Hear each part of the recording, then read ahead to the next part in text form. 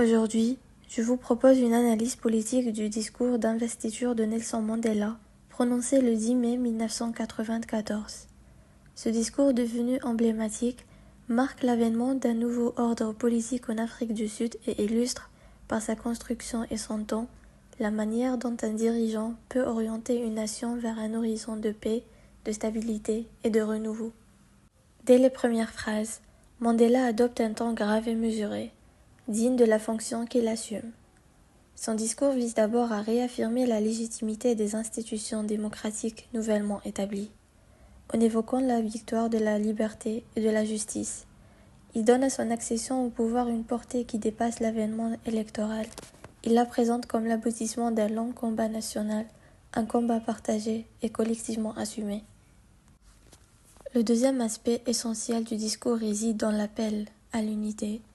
Mandela cherche avant tout à apaiser une société encore marquée par des décennies de ségrégation et de violence. Il s'adresse à l'ensemble du peuple, sans distinction d'origine ou de couleur, et insiste sur la nécessité de bâtir une nation réconciliée.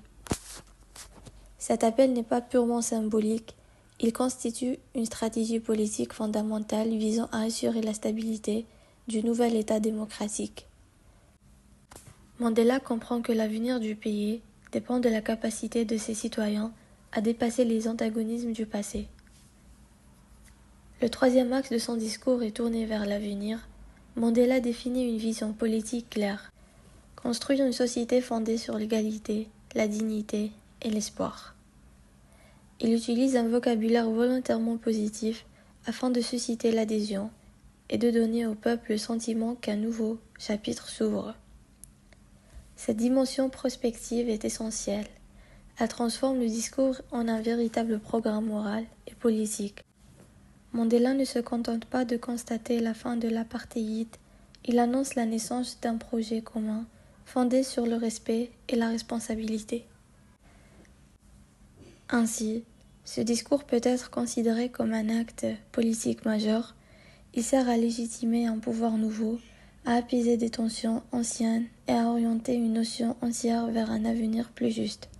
Par la sobriété de son style, la clarté de ses idées et la profondeur de ses intentions, Mandela parvient à établir un cadre politique durable, capable d'inspirer encore aujourd'hui ceux qui cherchent à gouverner dans la paix et la cohésion. En définitive, le discours de Mandela ne se réduit pas à une simple allocution d'investiture, il constitue un véritable acte fondateur. Par la précision de ses mots, par la hauteur de sa vision et par la noblesse du temps adopté, il parvient à transformer un moment politique en un appel profond à la responsabilité collective. Mandela rappelle que la construction d'une nation libre et stable ne dépend pas uniquement des institutions, mais de la volonté des citoyens de s'engager dans une œuvre commune. Son discours demeure ainsi un modèle de parole politique, une parole qui apaise, qui rassemble et qui trace la voie d'un avenir partagé.